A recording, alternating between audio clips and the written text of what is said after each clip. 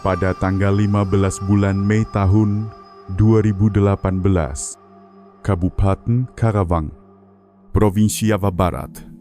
Tengah berada dalam suasana musim semi yang hangat, Agus Santoso, pemilik baru sebuah rumah sederhana tipe 36 yang terletak di gang kecil desa Mekarjaya, memutuskan untuk memanfaatkan kebun liar di belakang rumahnya guna menanam sayuran demi memperbaiki kebutuhan makan keluarga. Rumah itu baru dibelinya sekitar 1 bulan yang lalu. Pemilik lama telah pindah ke tempat lain.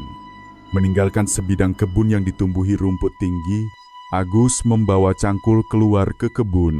Lahan itu cukup luas, tetapi sebagian besar tanahnya telah padat dan keras. Hanya di satu sudut dekat pagar, di bawah pohon jambu biji tua yang kering, tanah tampak lebih gembur.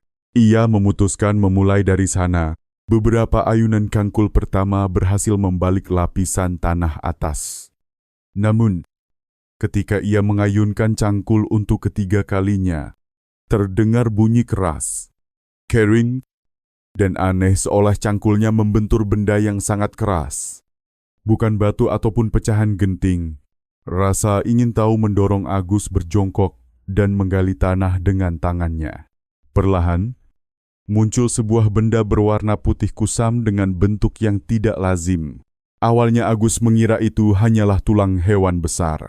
Namun ketika galian diperluas, tubuhnya tiba-tiba membeku. Darahnya seakan berhenti mengalir. Apa yang ia temukan ternyata bagian dari tengkorak manusia. Agus terhuyung ke belakang, jatuh terduduk dengan wajah pucat pasi. Ia berusaha bicara, tetapi suaranya tercekik di tenggorokan. Lalu, dengan segenap tenaga yang tersisa, ia menjerit sekeras-kerasnya, "Ya Allah, ada tulang manusia, ada mayat dikubur di kebun." Teriakannya yang melengking memecah ketenangan gang kecil itu. Penduduk sekitar berlarian datang, penuh rasa ingin tahu. Begitu mereka melihat benda putih pucat di bawah pohon jambu biji, semua terkejut dan ketakutan. Seseorang segera menelepon Polsek Mekarjaya. Beberapa menit kemudian, petugas polisi setempat tiba di lokasi, memasang garis polisi, dan segera melapor secara resmi ke Polres Karawang. Karena terdapat indikasi pembunuhan yang disembunyikan, Polres Karawang segera menghubungi Polda Jawa Barat. Dalam waktu kurang dari 1 jam, tim gabungan dari berbagai satuan termasuk di Treskrimum, Inafis, dan dokter forensik dari Puslap 4 Bareskrim Polri Jakarta sudah tiba di tempat kejadian. Rumah kecil milik Agus langsung dipasangi penjagaan ketat. Ratusan warga yang penasaran memadati mulut gang. Bisik-bisik dan spekulasi terdengar di mana-mana tentang penemuan mengerikan itu. Kombes Pol Andi Prasetyo, Direktur Reserse Kriminal Umum Polda Jawa Barat, datang langsung untuk memimpin proses penggalian. Area di bawah pohon jambu biji segera digali secara hati-hati oleh tim forensik. Lapisan tanah yang menutupi bagian atas dengan cepat disingkirkan. Dan akhirnya, tampak sekerangka manusia dalam posisi meringkuk seperti janin hampir utuh. Meskipun sebagian besar tulangnya telah menguning dan rapuh dimakan tanah. Dokter forensik utama memeriksa dengan teliti, lalu memberi laporan awal di lokasi berdasarkan bentuk panggul dan struktur tulang.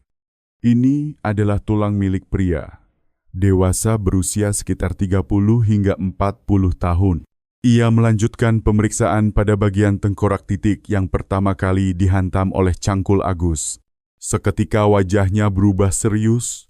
"Ini dia," ujarnya sambil menunjuk retakan besar di sisi kiri tengkorak.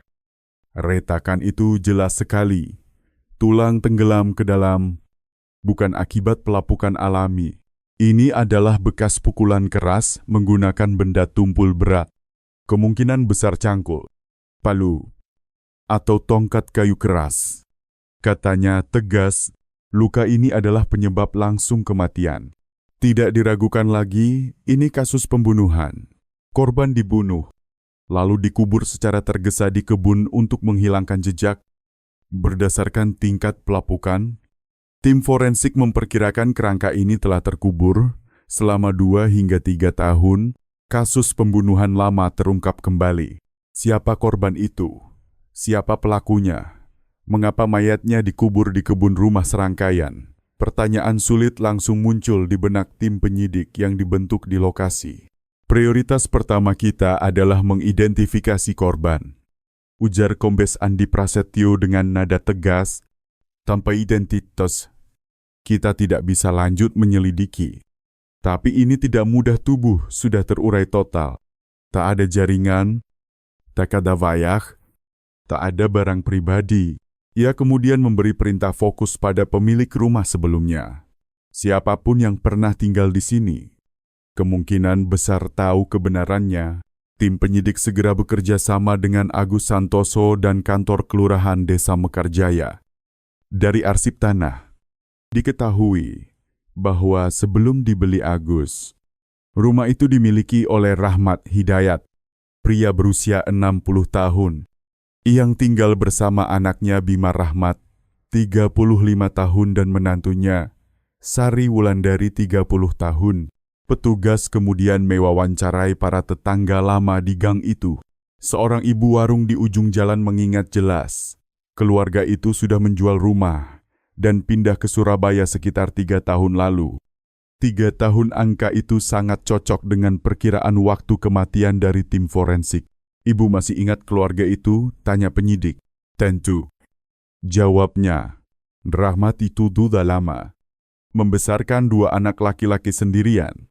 Bima, anak bungsunya, kerja jadi tukang bangunan. Orangnya baik, tapi temperamennya keras. Sedangkan istrinya, Sari, masih muda dan cantik, tapi sepertinya tidak bekerja. Hanya mengurus rumah. Ia berhenti sejenak, lalu menambahkan dengan suara pelan, "Oh ya, saya baru ingat sebelum mereka pindah. Anak laki-lakinya, si Bima, tiba-tiba menghilang. Katanya, Bima bosan hidup di kampung dan pergi ke Surabaya untuk bekerja besar. Setelah itu, ayahnya Rahmat dan istrinya Sari juga menjual rumah dan ikut pindah. Katanya ingin mencari Bima, seorang anak laki-laki yang menghilang tanpa kabar, seorang ayah dan menantu yang menjual rumah dan pindah. Dan kini ditemukan kerangka pria berusia 30 hingga 40 tahun terkubur di kebun rumah yang sama tepat 3 tahun kemudian. Kebetulan ini tidak mungkin hanya kebetulan." Kombes Andi Prasetyo menyimpulkan dingin kerangka. Di bawah pohon jambu biji itu kemungkinan besar adalah Bima Rahmat, anak yang dikabarkan hilang. Sebuah dugaan mengerikan pun mulai terbentuk, korban dibunuh dan dikubur. Dan pelaku kemungkinan adalah 2 orang terdekatnya sendiri, Rahmat Hidayat dan Sari Wulandari. Lakukan uji DNA segera. Perintah Kombes Andi. Apakah Bima masih punya keluarga dekat di sini? Tim segera memeriksa data kependudukan. Untungnya, ditemukan bahwa Bima masih memiliki kakak kandung bernama Ardi Rahmat yang tinggal di desa sebelah Karawang. Tim pun segera berangkat. Ardi Rahmat, pria 40 tahun, sederhana dan bekerja sebagai tukang bangunan seperti adiknya. Tampak terkejut saat polisi datang ke rumahnya. Untuk menghindari kepanikan, penyidik menjelaskan dengan hati-hati bahwa Polres Karawang baru saja menemukan kerangka manusia tak dikenal dan sedang menyelidiki semua kasus orang hilang beberapa tahun terakhir. Menurut data kami, kata seorang penyidik, adik Anda, Bima Rahmat, sudah 3 tahun tidak ada kabar. Betul, Ardi mengangguk sedih. Benar, dia pergi. Lalu tidak pernah menghubungi keluarga lagi. Ayah dan istrinya juga pergi ke Surabaya, lalu tak pernah kembali. Polisi kemudian meminta bantuan untuk kepentingan identifikasi. Kami mohon Anda bersedia memberikan sampel DNA. Meski bingung, Ardi langsung menyetujui kalau bisa membantu penyelidikan. Saya siap. Sampel dari lapisan dalam pipi Ardi Rahmat diambil dan disegel secara resmi. Sementara itu, Sampel tulang dan gigi dari kerangka dikirim cepat ke Puslap 4 Bareskrim Polri di Jakarta untuk pemeriksaan genetik. Hari-hari menunggu hasil terasa sangat tegang. Tim penyidik yakin dugaan mereka benar, tetapi tetap membutuhkan bukti ilmiah yang tak terbantahkan. 5 hari kemudian, laporan rahasia dikirim ke kantor Kombes Andi Prasetyo. Hasilnya profil genetik kerangka cocok secara biologis dengan Ardi Rahmat, hubungan ayah anak langsung. Kesimpulan akhir kerangka itu adalah Bima Rahmat. Lahir tahun 1983. Putra yang dilaporkan hilang 3 tahun lalu. Dengan begitu, kasus pembunuhan dan penguburan jenazah resmi dibuka. Cerita tentang pergi ke Surabaya yang dibuat Rahmat Hidayat dan Sari Wulandari kini terbukti hanyalah kebohongan besar untuk menutupi kejahatan mereka sendiri. 2 tersangka utama telah resmi disebutkan namanya Rahmat Hidayat, 60 tahun. Ayah korban, Sari Wulandari, 30 tahun. Istri korban. Sebuah pertanyaan besar pun muncul, apa motif yang membuat seorang ayah tua dan seorang istri muda bisa bersekongkol untuk menghabisi putra kandung sekaligus suami sendiri secara keji, lalu mengubur mayatnya di kebun rumah uang? Sengketa tanah atau asmara terlarang. Kombes Pol Andi Prasetyo menetapkan 3 arah penyelidikan utama dalam rapat tim khusus. Kita harus membongkar seluruh latar keluarga ini. Saya ingin tahu semua konflik laten sekecil apapun, tegasnya. Para penyidik paling berpengalaman segera digerakkan. Mereka kembali menyusuri gang kecil di Desa Mekarjaya, tempat keluarga Rahmat Hidayat pernah tinggal. Kali ini, mereka tidak sekadar bertanya umum, melainkan menggali sampai detail paling sensitif. Satu tim bekerja ulang dengan para tetangga terdekat. Orang-orang yang telah bertahun-tahun tinggal berdampingan dengan rumah Rahmat. Konflik seorang tetangga karib perempuan paruh baya setelah sempat ragu-ragu akhirnya memilih berbagi. Konflik itu ada di setiap rumah. Tapi yang ini agak berbeda. Ia bercerita ibu kandung Bima, istri Rahmat, telah lama meninggal karena penyakit. Rahmat membesarkan 2 putra, Ardi dan Bima, seorang diri. Ardi menikah dan pindah ke desa lain, tinggal terpisah. Rahmat tetap serumah dengan pasangan anak bungsunya, Bima Rahmat dan Sari Wulandari. Si Bima, bisik si tetangga menurunkan suara. Tenaganya kuat, tukang bangunan, tapi sifatnya keras dan kasar. Selain itu, ia melirik gelisah ke sekeliling. Selain itu bagaimana? Bu seorang penyidik menenangkan. Ini Sari istrinya yang curhat ke saya. Ucap sang tetangga. Sari itu cantik, masih muda, berkulit cerah, katanya batinnya tersiksa. Dari luar Bima tampak tinggi besar, tapi ia mengalami masalah kelelakian. Bertahun-tahun menikah, belum punya anak, rumah tangga mereka tidak bahagia. Sari tampak makin layu dari hari ke hari.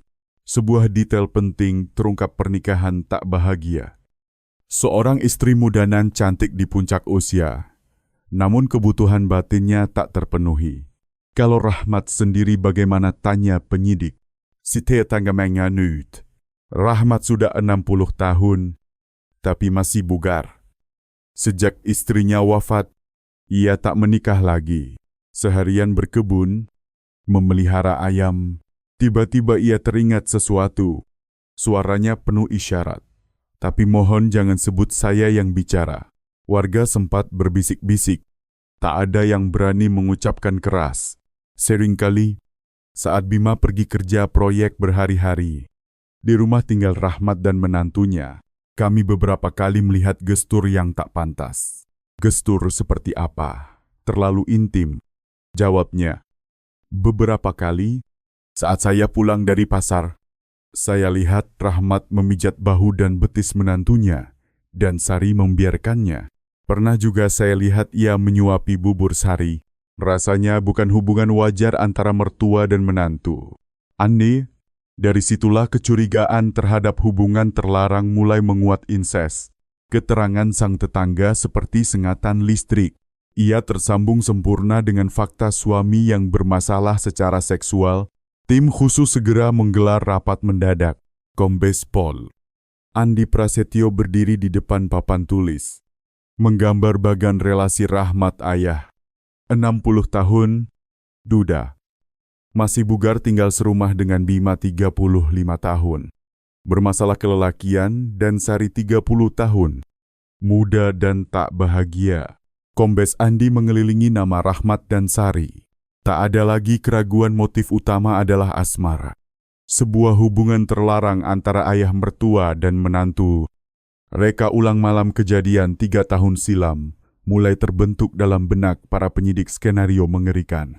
Namun paling masuk akal, pada suatu malam tahun 2015, suara Kombes Andi mengeras. Bima Rahmat kemungkinan pulang lebih cepat dari rencana. Atau mendadak kembali. Ia memergoki tepat di dalam rumah ayah kandungnya, Rahmat Hidayat, dan istrinya Sari Wulandari. Berhubungan terlarang, pertengkaran meledak, disusul baku dorong yang brutal. Meskipun Bima lemah secara seksual, ia tukang bangunan bertubuh kuat, dan amukannya meledak karena pengkhianatan diselingkuhi oleh ayah kandung sendiri. Untuk melenyapkan saksi, memonopoli Sari, sekaligus karena panik dan malu dipergoki. Sambung seorang penyidik. Rahmat pun bertindak. Senjatanya dari mana? Tanya Kombes Andi. TKP penguburan di kebun, tepat di bawah pohon jambu biji. Jawab seorang penyidik. Besar kemungkinan perkelahian merembet ke kebun, dan Rahmat yang terdesak meraih cangkul alat kebun sehari-hari. Cangkul itu selaras dengan retakan besar pada tengkorak korban. Satu hantaman mematikan, Bima ambruk tewas di tempat. Seusai detik-detik mengerikan itu, kejahatan justru mengikat Rahmat dan Sari. Mereka menjadi komplotan. Mereka harus menutupi semua. Mereka mengubur mayat secara diam-diam, tepat di bawah pohon jambu biji di kebun. Tempat yang mereka kira takkan pernah terungkap. Lalu hal paling menjijikkan, Rahmat dan Sari terus hidup serumah layaknya suami istri. Makan, tidur, dan bercinta di rumah yang hanya beberapa meter dari kuburan Bima yang membusuk di kebun. Mereka menjahit kebohongan bahwa Bima pergi ke Surabaya, memutus semua kontak untuk menipu tetangga dan Ardi Rahmat, kakak korban. Mereka hidup di atas makam itu selama hampir 3 tahun. Hingga tahun 2018, menurut Kombes Andi, mungkin karena gelisah, takut rahasia terbongkar, atau ingin memutus masa lalu, mereka menjual cepat rumah tersebut lalu kabur. Tujuan wilayah timur Surabaya cukup luas untuk menyamarkan identitas dua pembunuh. Terbitkan DPO Nasional. Kombes Andi membentak meja. Daftar pencarian orang terhadap Rahmat Hidayat dan Sari Wulandari untuk tindak pidana pembunuhan segera disebarkan.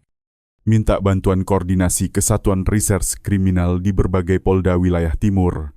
Mereka tidak akan bisa lari selamanya. Hasil uji DNA telah memastikan kebenaran yang tak bisa disangkal kerangka di bawah pohon jambu biji adalah Bima Rahmat.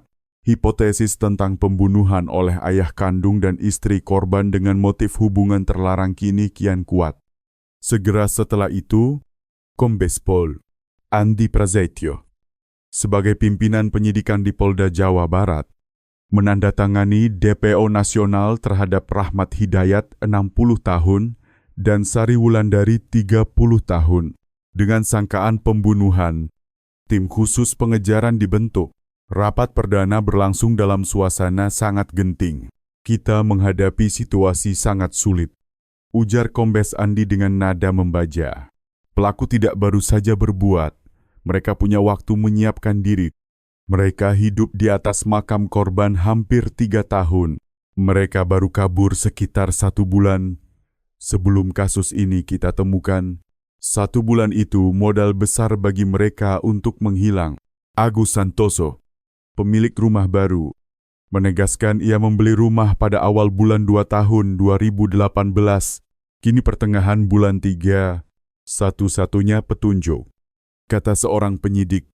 Keterangan tetangga bahwa mereka kabur ke wilayah timur dan kebohongan tentang Surabaya. Namun wilayah timur adalah istilah terlalu luas, mencakup puluhan kabupaten dan kota dengan puluhan juta penduduk. Mencari dua buronan di lautan manusia seperti itu, bak mencari jarum dalam jerami. Mulai dari hal paling dasar, Komando Kombes Andi, periksa seluruh daftar penumpang bus antar kota, antar pulau jarak jauh, kereta api, hingga penerbangan dari Jawa Barat, Jakarta, dan sekitarnya sejak awal bulan 2. Cari nama Rahmat Hidayat dan Sari Wulandari. Tim segera berpengkar. Ribuan nama disisir, dan hasilnya seperti diduga tak ada satupun yang cocok. Jelas, kedua pelaku telah mengantisipasi memakai identitas palsu atau lebih mungkin naik bus sewaan, non-reguler yang tanpa pencatatan nama penumpang. Arah penyelidikan kedua kembali ke titik awal rumah. Mereka menemui agen properti yang memfasilitasi jual beli antara Rahmat dan Agus. Agen properti, seorang pemuda gesit, langsung mengenali foto Rahmat dan Sari. Oh, saya ingat pasangan ini, saya sempat mengira mereka ayah anak. Katanya, mereka menjual rumah buru-buru. Lebih murah sekitar 20% dari harga pasar. Alasan mereka butuh uang cepat untuk ke Surabaya menjenguk anak lelaki yang kecelakaan. Kebohongan lain, namun semakin meneguhkan bahwa tujuan mereka adalah Surabaya atau daerah sekitar. Mereka menerima uang tunai dan lenyap pada hari yang sama, saat akta penjualan ditandatangani. Ketika tim khusus bersiap mengirim satu unit menuju arah timur, masuk informasi tak terduga dari unit yang menyisir perusahaan otobus, sebuah positif palsu yang menggerus banyak waktu. Seorang sopir bus antar kota, setelah menatap lekat selebaran DPO, mendadak teringat. Sepertinya saya pernah mengangkut dua orang ini, ujarnya. Mengenut, sekitar lebih dari 1 bulan lalu, saya menjemput mereka di Simpang Cikampek. Mereka tidak masuk terminal. Anda yakin saya cukup ingat? Ia mengangguk. Pasangan aneh, pria sekitar 60 tahun, perempuan jauh lebih muda dan cantik. Tapi wajahnya muram, tak tampak seperti suami istri, juga bukan ayah anak. Pria itu sangat mengontrol si perempuan. Tak membiarkannya bicara dengan siapapun, dan mereka turun bukan di akhir rute. Turun di mana? Di perempatan dekat Terminal Madiun. Bukan ke Surabaya. Informasi ini langsung mengacaukan rencana. Madiun, mengapa mereka turun di sana?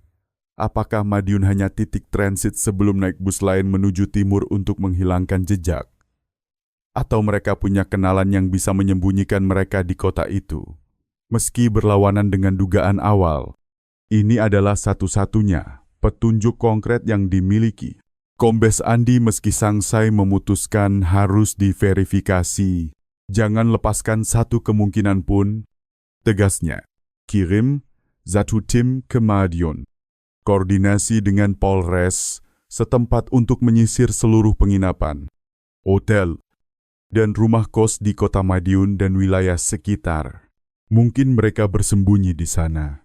Tim 1 segera berangkat, membawa DPO dan ratusan lembar foto Rahmat Hidayat dan Sari Wulandari. Mereka menghabiskan hampir 2 minggu membongkar kota Madiun beserta wilayah penyangga. Mereka bekerja bersama polisi setempat, meneliti ribuan buku registrasi tamu kos, kontrakan dan pendataan sementara. Mereka memperlihatkan foto-foto kepada setiap pemilik rumah kos, setiap tukang ojek pangkalan, hingga para penjual minuman di area Terminal Madiun. Namun hasil akhirnya nihil. Tak seorang pun pernah melihat pasangan pria tua dan perempuan muda itu. Jejak Rahmat dan Sari di Madiun sama sekali tidak ada. Tim yang kelelahan pun kembali ke Karawang. Petunjuk berharga itu ternyata berujung buntu. Mungkin sopir busnya keliru ingat, atau Rahmat dan Sari terlalu licik. Simpul, Kombes Pol Andi Prasetyo dalam rapat evaluasi. Sangat mungkin mereka sengaja turun di Madiun, lalu secepatnya naik bus lain ke arah timur untuk memutus jejak. Kasus kembali buntu. Lebih dari 1 bulan berlalu sejak kerangka ditemukan. Dua pelaku itu tetap menghilang tanpa kabar. Kita ubah pendekatan. Ujar Kombes Andi, berdiri di depan peta Indonesia. Kita tak bisa mencari berdasarkan nama, karena hampir pasti mereka berganti identitas. Kita tak bisa menyejaki moda transportasi. Karena pergerakan mereka terlampau luas, kita harus mencari dengan ciri pengenal. Bukan wajah, melainkan ciri struktural. Ia mengitari dua selebaran DPO bergambar Rahmat dan Sari. Apa ciri strukturalnya, tanyanya? Lalu menjawab sendiri. Sepasang insan, seorang pria sekitar 60 tahun dan perempuan sekitar 30 tahun. Mereka bukan sekadar komplotan. Mereka adalah sepasang kekasih terlarang. Hidup bersama layaknya suami istri. Inilah ciri kunci menyolok dan mudah menarik perhatian. Rencana penelusuran baru pun disusun. Alih-alih menyisir wisatawan, tim akan fokus pada penduduk berstatus sementara pendaftaran kos, kontrakan, buruh pabrik, kawasan industri, dan pekerja harian. Kombes Andi segera menyusun surat edaran khusus ke Bareskrim untuk koordinasi lintas wilayah. Edaran berisi DPO dan deskripsi rinci dikirimkan langsung ke kepolisian di wilayah timur, khususnya kawasan padat buruh migran seperti kota Surabaya, Kabupaten Diviso Perkota di Jawa Timur, serta Sulawesi Barat dan sekitarnya.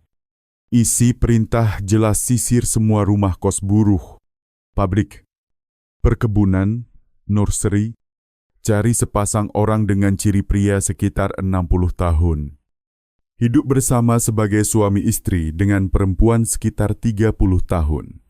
Berlogat Jawa Barat, Jawa tetapi baru pindah sejak bulan Mei tahun 2018.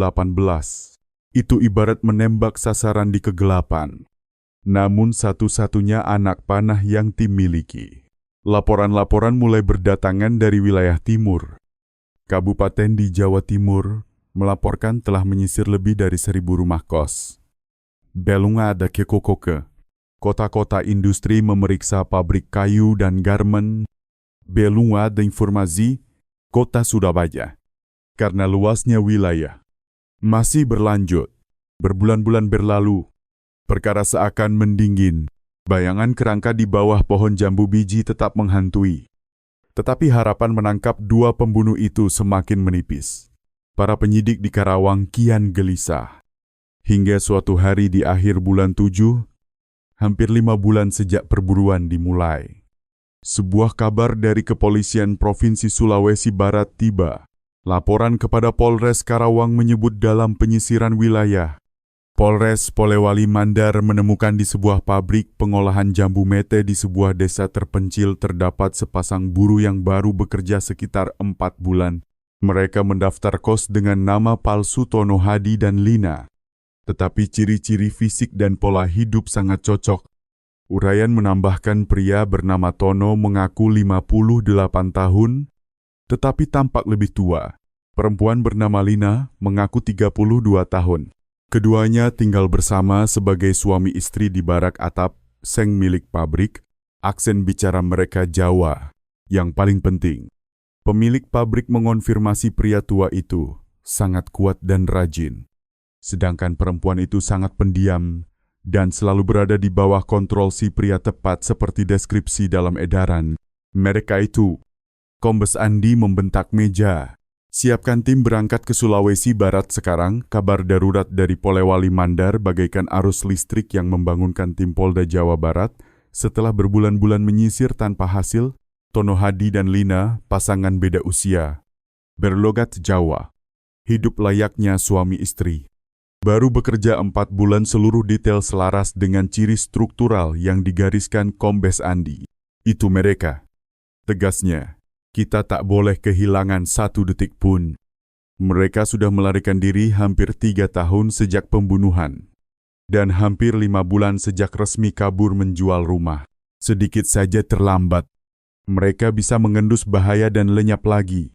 Seketika, tim khusus yang terdiri dari penyidik kriminal paling piawai dibentuk. Unit itu dipimpin seorang AKBP, Wakil Direktur Reserse. Mereka membawa DPO, berkas identifikasi, dan surat perintah penangkapan darurat atas Rahmat Hidayat dan Sari Wulandari.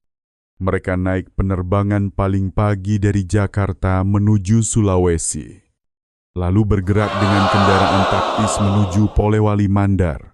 Siang keesokan harinya, tim Polda Jawa Barat sudah berada di markas Polres Polewali Mandar. Rapat tertutup digelar dengan aparat setempat, berbekal penguasaan medan. Polisi daerah memberikan informasi krusial pabrik jambu mete tempat kedua buronan diduga bersembunyi terletak di desa pinggiran yang cukup terpencil. Para buruh kebanyakan pendatang tinggal di barak-barak darurat di dalam kawasan pabrik kedok yang ideal bagi pelarian berstatus DPO. Rencana penangkapan disusun rinci. Tahap pertama, paling penting, adalah konfirmasi visual. Meski ciri sangat mirip, kemungkinan salah orang tak boleh diabaikan. Harus ada pengenalan langsung oleh penyidik Karawang yang hafal betul wajah Rahmat dan Sari. Awal sore, dua penyidik senior menyamar sebagai pembeli mete gelondongan mengemudikan truk tua memasuki pabrik. Pemilik pabrik yang telah diam-diam diminta bekerja sama mengantar mereka melihat barang. Aroma kulit mete yang khas menusuk hidung di kompleks luas yang panas dan berdebu. Puluhan buruh, laki-laki dan perempuan, bekerja tanpa henti. Mata penyidik menyapu area penjemuran, lalu menemukannya di sudut halaman. Seorang pria tua berambut memutih namun bertubuh kekar memanggul karung mete berat. Kulitnya legam terbakar matahari timur. Namun, dahi tinggi keras dan mata sipit tajam itu, tak mungkin keliru itulah Rahmat Hidayat. Tak jauh, di deretan barak, seorang perempuan muda berbaju APD longgar tengah menyortir mete. Tubuhnya lebih kurus dan lebih gelap daripada di foto. Wajah cantiknya kini letih dan pasrah. Tetapi mata besar dan hidung lurus itu jelas. Sari Wulandari. Keduanya tinggal bersama di barak atap seng yang terpisah dari buruh lain kedok pasangan buruh tua muda yang miskin terlalu sempurna. Penyidik mengangguk halus ke rekannya identifikasi positif. Mereka mengakhiri pura-pura transaksi dan keluar dari pabrik. 100%. Lapor mereka. Semua siap. Waktu eksekusi ditetapkan malam hari. Saat keduanya paling lengah di barak selepas seharian bekerja. Keduanya harus ditangkap serentak, tanpa kesempatan melawan atau bunuh diri. Pukul 11 malam, kompleks pabrik sunyi, cengkerik pedengung, cahaya temaram hanya memancar dari barak seng tempat Rahmat dan Sari. Lebih dari 20 personel terbagi 3 tim rapat tanpa suara. Tim 1 penyerbu utama mendobrak pintu depan. Tim 2 menutup pintu belakang. Tim 3 membentuk kepungan luar agar mereka tak lari ke kebun mete. Isyarat AKBP melayang. Brak pintu barak tipis terbuka paksa. Polisi diam. Rahmat Hidayat, Sari Wulandari. Kalian ditangkap di dalam. Pemandangan sesuai dugaan. Rahmat dan Sari duduk di dipan bambu. Mendengar teriakan. Rahmat naluri pembunuh meraih sebilah parang untuk membelah kayu di sudut barak. Taruh senjata hardik seorang penyidik sambil mengacungkan pistol.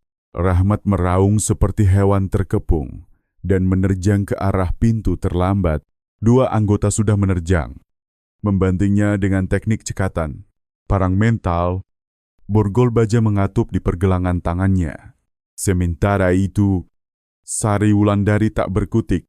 Begitu mendengar kata polisi dan nama aslinya, ia membeku. Sebelum menjerit melengking, mata terbelalak. Lalu runtuh pingsan. 3 tahun ketakutan yang terpendam meledak seketika.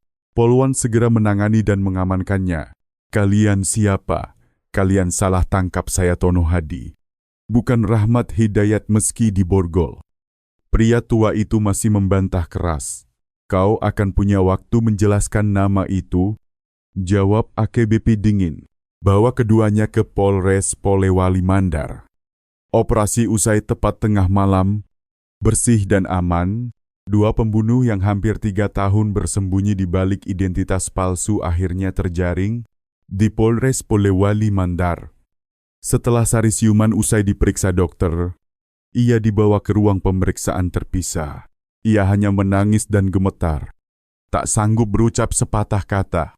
Di ruang sebelah, Rahmat tetap keras kepala. "Lepaskan saya, nama saya Tono Hadi. Asal Jawa Tengah. Saya kesini kerja buruh. Menangkap saya itu melanggar hukum. Perempuan yang bersama saya itu istri saya, Lina. Kami tidak berbuat salah apapun," ia berteriak. Seorang AKBP dari Polda Jawa Barat melangkah masuk, duduk tepat di hadapan Rahmat. Ia tak mengucap sepatah kata, hanya meletakkan setumpuk foto di atas meja. Foto pertama rumah di Karawang, foto kedua potret Bima Rahmat, putra kandungnya, foto ketiga kerangka manusia yang digali dari bawah pohon jambu biji, dan foto terakhir close-up retakan besar di kubah tengkorak. Melihat foto-foto itu, teriakan Rahmat terhenti, napasnya memburu. Dengan suara tenang, sang AKBP bertanya, "Masih mengenali putramu?" "Bukan." Rahmat Hidayat, pria tua itu terpaku. Topeng bernama Tono Hadi retak seketika. Ia menatap lama pada foto kerangka, lalu mendongak memandang perwira di depannya, mata menyiratkan kepanikan. Aku tidak tahu. Aku tidak tahu apa-apa." Ia mulai merakau. "Kakak Bima, Ardi Rahmat, sudah memberikan sampel DNA." Lanjut sang AKBP. "Hasil forensik memastikan 100% kerangka itu putramu, orang yang engkau klaim pergi ke Surabaya." Rahmat menunduk mencium meja. Ia paham segalanya telah usai. Perwira itu berdiri. "Besok kami akan membawa kalian berdua ke Polres Karawang. Kau dan Sari Wulandari akan menghadapi kejahatan yang kalian lakukan di sana." Perburuan nyaris 3 tahun terhadap sepasang kekasih terlarang yang membunuh itu resmi berakhir. Mobil khusus yang membawa 2 buronan Rahmat Hidayat dan Sari Wulandari meninggalkan Polewali Mandar di malam hari. Itu perjalanan panjang hampir 2000 kilometer. Sebuah dilisi kembali ke tempat kejahatan bermula. Suasana di dalam kendaraan mengental oleh diam yang menyesakkan. Sari Wulandari, setelah sadar, mengerukut di sudut bangku. Mata terpejam, tubuh gemetar tanpa henti. Ia tidak menangis, tidak menjerit seolah lumpuh oleh rasa takut. Sebaliknya, Rahmat Hidayat, pria 60 tahun, duduk membatu seperti arca. Mata sipitnya menatap gelap pekat di luar jendela. Wajahnya hampa. Ia telah berhenti menyangkal, namun keheningan keras kepalanya lebih menakutkan daripada 1000 bantahan. Ketika rombongan tiba di Polres Karawang menjelang senja, Kombes Pol Andi Prasetyo sudah menunggu. "Pisahkan mereka sekarang," perintahnya. "Sari ke ruang pemeriksaan 1, Rahmat ke ruang 2. Kita akan memeriksa secara bersamaan, mulai dari si perempuan. Itu strategi dasar Sari, 30 tahun. Lebih muda dan jelas lebih rapuh secara psikologis ketimbang pria tua yang telah membunuh putranya sendiri." Di ruang pemeriksaan 1, lampu putih menyorot wajah pucat Sari Wulandari. Ia duduk berhadapan dengan 2 penyidik berpengalaman. Salah satunya seorang polwan. Tangan yang diborgol itu terjalin erat, masih bergetar. Sari Wulandari, polwan itu memulai. "Tegas namun empatik. Kami tahu kau tidak bahagia. Kami tahu Bima Rahmat tak mampu menunaikan perannya sebagai suami." Benar, pertanyaan itu menyentuh tepat pada kerongkongan batin Sari pada dendam sunyi yang lama dipendam. Alih-alih menyangkal, Sari mengangkat wajah basah air mata, mengangguk, lalu terisak hebat. Aku sangat menderita." "Imbak," ia sesenggukan. "Aku menikah berharap hidup tenang. Tapi dia tak mampu. Bertahun-tahun kami menikah tanpa anak. Dia kesar. Aku hidup seperti bayangan di rumah." Pengakuan pertama pun meluncur benih tragedi yang menyemai kejahatan. "Jadi, sela penyidik pria, kau mencari lelaki lain yang bisa mengisi kekosonganmu, dan lelaki itu adalah mertuamu sendiri." Rahmat Hidayat Sari tersekat. Mengheleng Spot, tidak. Bukan aku. Kami punya bukti kau. Dan dia berganti nama. Hidup serumah sebagai suami istri di barak pabrik Mete selama 4 bulan. Penyidik menghentak berkas ke meja. Masih mau mengelak menyadari, tak lagi bisa berkelit. Sari menunduk. Suaranya sekecil bisik aku. Aku dipaksa. Awalnya, dia hanya perhatian. Bima sering pergi kerja proyek berminggu-minggu. Tinggal aku dan mertua di rumah. Dia melihat aku sedih. Sering mengajak bicara. Memijit bahu dan betisku. Aku khilaf. Ia mengakui hubungan terlarang itu. Katanya, berawal dari rasa iba, lalu keduanya tak mampu menjaga diri. Rahmat duda lama dan menantu muda cantik yang tak terpenuhi oleh suaminya terbakar, seperti dua ngengat mengejar api. Dan Bima memergoki kalian, bukan tekan penyidik. Sari tersentek, mata membesar panik. Tidak malam itu. 3 tahun lalu malam Bima dibunuh, ia memergoki kalian. Benar, suara penyidik mendingin. Bukan Sari menjerit. Itu dia Rahmat, semua karena dia. Dia membunuh Bima. Aku tidak terlibat. Sari mulai memainkan peran baru, peran korban yang dipaksa. Ia mengaku Rahmatlah yang menggoda. Merencanakan segalanya. Malam itu Bima pulang lebih cepat. Ia meratap. Dia lihat aku dan Rahmat. Dia mengamuk. Menghina kami. Dia menerjang Rahmat. Aku ketakutan. Lari ke kamar. Aku hanya dengar suara baku hantam di kebun. Teriakan Bima. Lalu sunyi. Tak lama, Rahmat masuk. Tangannya memegang cangkul berlumur darah. Dia bilang, aku tak sengaja membunuhnya. Dia mengancam kalau aku melapor polisi, dia akan membunuhku. Dan menyebar bahwa akulah yang menyuruhnya. Aku takut. Aku terpaksa menuruti menguburkan Bima. Aku dipaksa, tolong. Bu, aku dipaksa. Sari meretap. Mencoba menumpahkan seluruh dosa kepada sang kekasih tua. Pada saat yang sama di ruang pemeriksaan 2, Rahmat tetap keras kepala. Aku tidak tahu apa-apa. Kerangka apa anakku ke Surabaya? Kombes Pol Andi Prasetyo masuk. Duduk. Menatap lurus ke mata Rahmat. Rahmat Hidayat. Sandiwaramu selesai. Ia memberi isyarat. Pintu terbuka. Sari masih terisak. Diiring 2 petugas melintas di ambang pintu. Sengaja agar Rahmat melihatnya. Rahmat meraung ketika melihat Sari. Benar, ujar Kombes Andi saat pintu tertutup kembali. Dia ada di sebelah, dan dia sudah mengaku semuanya. Rahmat menoleh kaget. Dia mengaku kau yang menggoda. Kau yang memaksa. Dia mengaku malam dipergoki Bima. Kau sengaja memakai cangkul untuk menghabisi putramu, agar bisa memiliki dia selamanya. Dia mengaku dia hanyalah korban ancamanmu, kau memaksanya membantu menguburkan.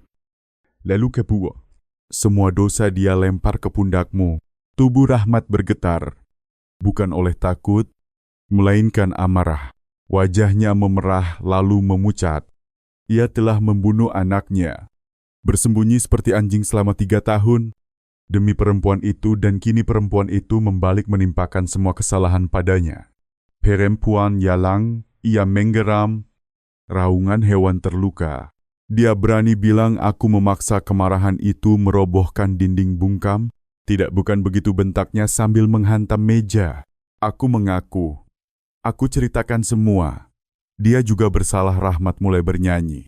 Ia mengaku seluruhnya. Ia mengakui karena istri telah lama meninggal. Hidup sendiri sebagai duda. Ketika melihat menantu muda cantik yang diabaikan putranya, nafsunya bangkit. Ia mengakui dirinya yang memulai. Tetapi Sari tidak menolak, ia sukarela.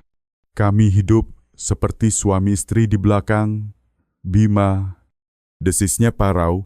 Lalu Rahmat menggulung kembali malam mengerikan itu. Sekitar bulan 4 tahun 2015. Malam itu, Bima bilang ia kerja proyek di wilayah lain. 2 hari baru pulang. Rahmat dan Sari mengira akan punya satu malam untuk bercinta terlarang. Mereka sedang berbuat di ruang utama ketika proyek ditunda. Dan Bima tiba-tiba pulang malam-malam. Dia mendorong pintu. Rahmat memejam, mengingat dia terpaku melihat aku dan istrinya di ranjang yang sama. Wajahnya membiru. Bima, lelaki bertubuh kuat, terbakar cemburu. Mengaum binatang, ia meraih pipa bambu alat rokok. Menerjang keduanya. Rahmat mengelak. Sari terpukul bahu. Terjerembab. Dia seperti gila. Rahmat gemetar. Dia berteriak. Kubunuh kalian berdua. Pipa bambu itu diayun mengejarku. Perkelahian merambat dari dalam rumah ke teras, lalu ke kebun. Bima dengan tenaga muda mendesakku ke bawah pohon jambu biji. Aku tersandung. Bima mengangkat pipa, hendak menghantam kepalaku. Aku takut. Dirih Rahmat, tanganku meraih cangkul yang bersandar di batang jambu. Aku ayunkan katanya untuk menangkis, untuk menakut-nakuti, tapi dalam panik. Hantaman itu menghajar tepat ke kepala. Bima, suara dukering, pukulan terlalu keras. Bima membatu. Pipa terlepas. Tangannya menutup kepala. Lalu runtuh di tanah, darah muncrat dari retakan tengkorak. Sari berlari keluar. Keduanya terpaku menatap Bima, yang kejang sebentar. Lalu diam, dia mati. Sari berbisik gemetar. Rahmat menjujul. Ia tak berniat membunuh anaknya. Tetapi semuanya telah terjadi.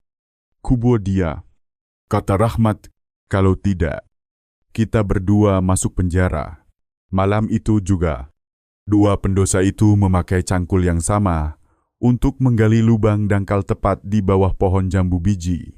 Mereka menyeret tubuh Bima, menimbunnya, lalu membersihkan darah di halaman. Pagi harinya, mereka menjahit kebohongan. Bima pergi ke Surabaya. Keduanya tetap hidup serumah di rumah yang sama. Di atas makam yang mereka gali, hampir 3 tahun lamanya. 3 tahun itu neraka. Aku Rahmat. Setiap malam aku mimpi Bima datang menagih nyawa. Akhirnya, tak tahan gelisah dan ingin hidup bersama secara terang-terangan. Mereka menjual rumah. Kabur ke timur. Berganti nama, berharap memulai hidup baru.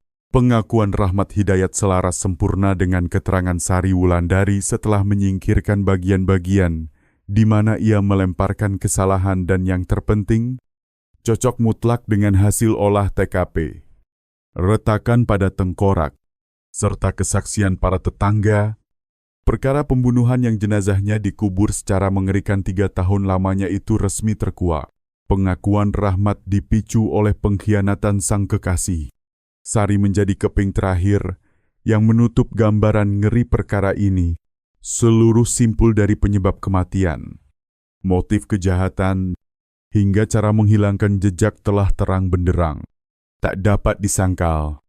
Pernyataan Rahmat ketika disandingkan dengan keterangan Sari menelanjangi kebenaran hakikat hubungan terlarang itu. Dan kebengisan dua pelaku, penyidikan bergeser ke tahap penguatan berkas.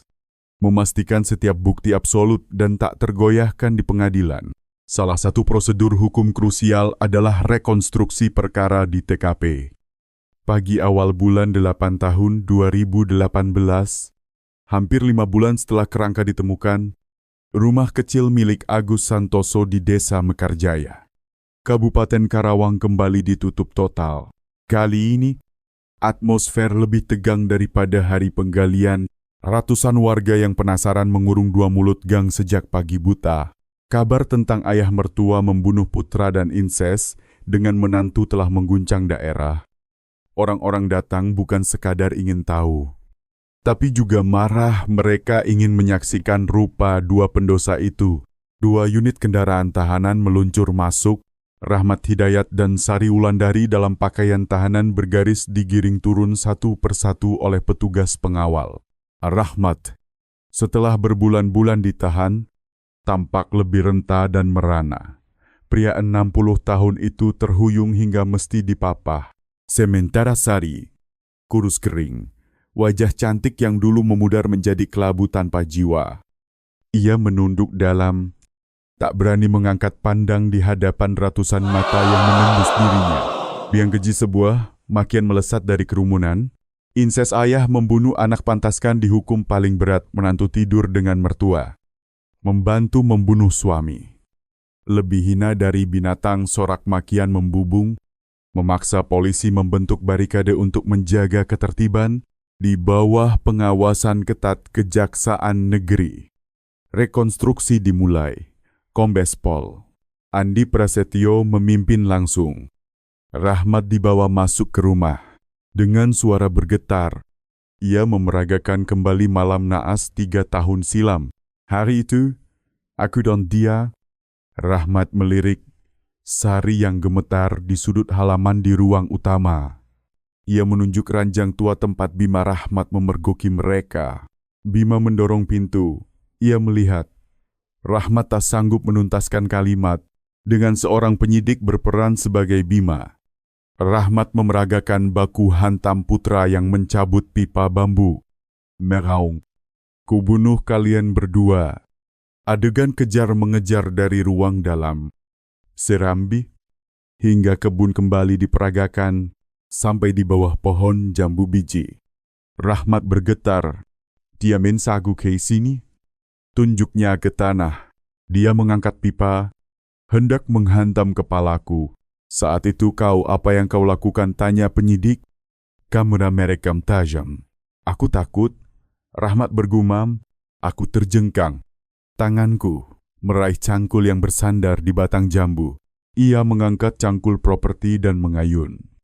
"Aku mengayun hanya untuk menangkis, untuk menakut-nakuti." Ayunan maut itu tepat menghajar kepala Bima. Bahkan dalam rekonstruksi, tenaga pukul tampak kuat dan tegas sepadan dengan retakan tengkorak pada autopsi. Begitu figuran ambruk, Rahmat melempar cangkul, berlutut. "Terseduh, aku tak bermaksud, aku khilaf." Giliran Sari.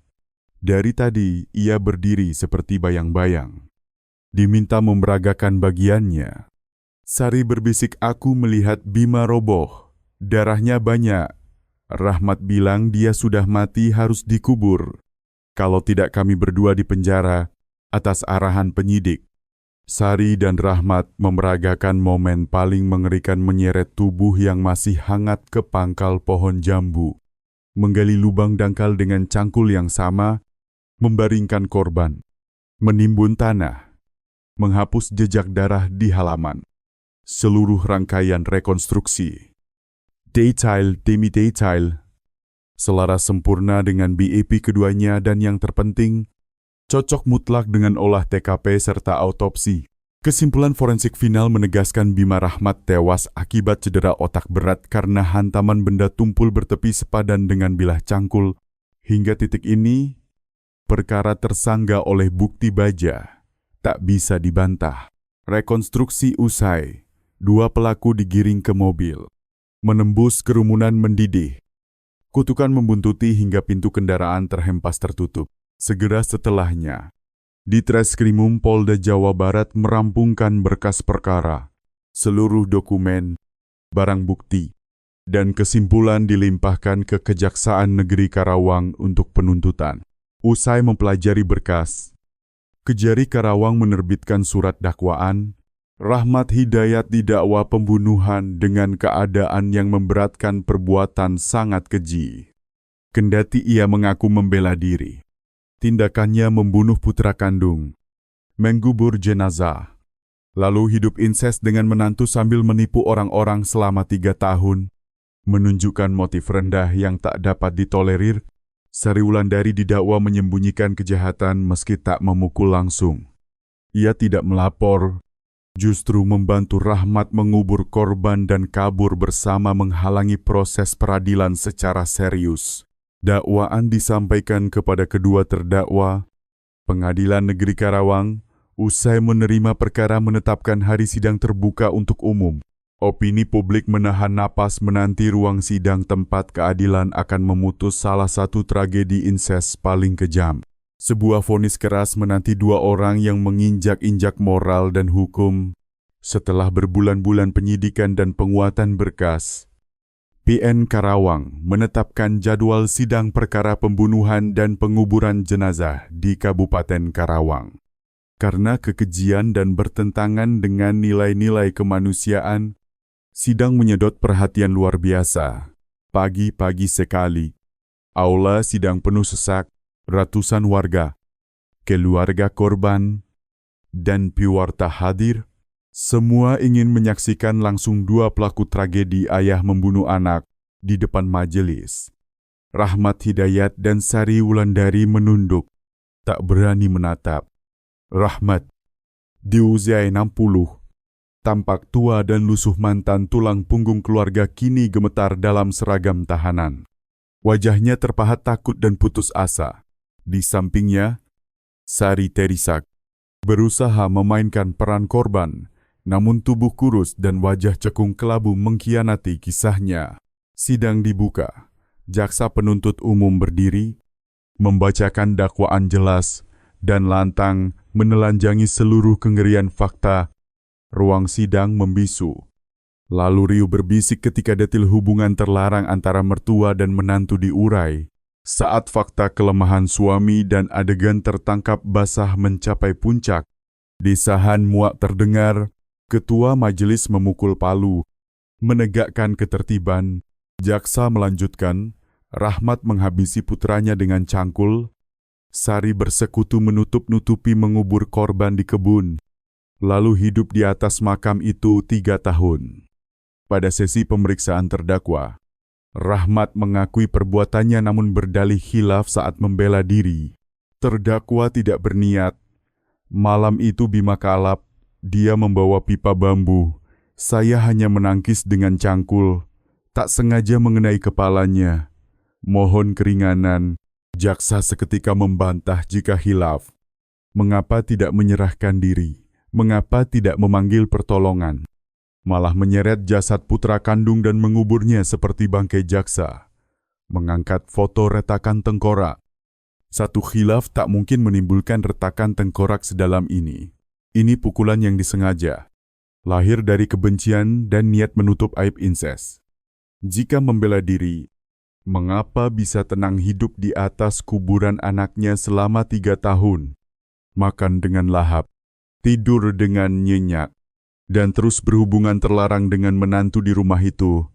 Mengapa mengarang cerita Bima pergi ke Surabaya dan pada akhirnya menjual rumah, berganti nama, kabur lintas pulau, seluruh perilaku, setelahnya menunjukkan pembunuhan bermotif rendah yang tak terbantahkan.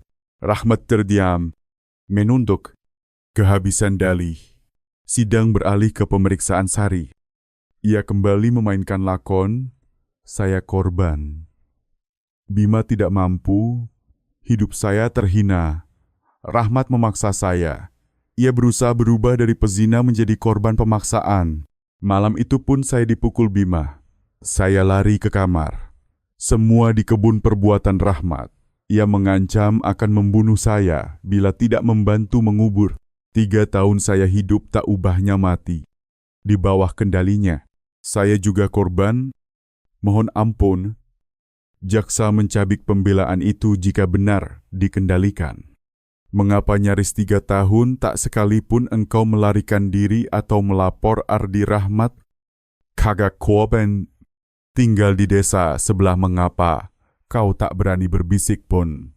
Fakta justru menunjukkan setelah menjual rumah, kau sukarela berganti nama, kabur bersama Rahmat ke Sulawesi Barat, hidup sebagai suami istri. Apakah itu sikap korban? Atau komplotan yang menemukan kenikmatan dan rela menutup-nutupi pembunuhan agar tetap bersama? Sari membisu. Isaknya patah, lakonnya runtuh di hadapan logika tajam penuntut. Dalam kata terakhir, Rahmat bergetar. Saya berdosa besar ayah membunuh anak. Nafsu menutup mata saya. Maafkan saya. Bima, mohon pengadilan beri saya jalan hidup. Sari bersimpuh, memohon saya khilaf. Maafkan keluarga suami. Saya salah. Mohon keringanan untuk memulai hidup baru. Usai musyawarah majelis, ruang sidang hening membeku. Ketua majelis membaca putusan perkara ini tragis, berakar dari kemerosotan moral. Sari Wulandari karena kebutuhan batinnya tak terpenuhi, jatuh ke hubungan inses dengan mertuanya. Rahmat Hidayat. Rahmat, di usia senja, yang semestinya panutan, menggoda menantu. Puncak kejahatan terjadi saat dipergoki putra kandung karena malu. Namun terutama ingin memiliki Sari. Ia menghantam putranya dengan cangkul. Perbuatan ini tak termaafkan. Untuk Sari, meski tak memukul, dialah benih tragedi membantu mengubur. Menipu keluarga. Kabur. Hidup bersama pembunuh suaminya selama 3 tahun cukup untuk menjeratnya pada tindak menyembunyikan kejahatan dengan keadaan sangat memberatkan. Tindakan para terdakwa sangat berbahaya bagi masyarakat. Perlu vonis tegas sebagai hukuman dan efek jera. Berdasarkan itu, suara ketua mengeras. Majelis Hakim Pengadilan Negeri Karawang memutus Sari Wulandari bersalah melakukan tindak menyembunyikan kejahatan. Pidana penjara 6 tahun, Sari runtuh mendengar vonis 6 tahun. Ketua melanjutkan, lebih tegas Rahmat Hidayat bersalah melakukan pembunuhan dengan keadaan yang memberatkan, hukuman mati. Hukuman paling berat telah dijatuhkan, Rahmat limbung. 2 petugas menyangga, ia memejam.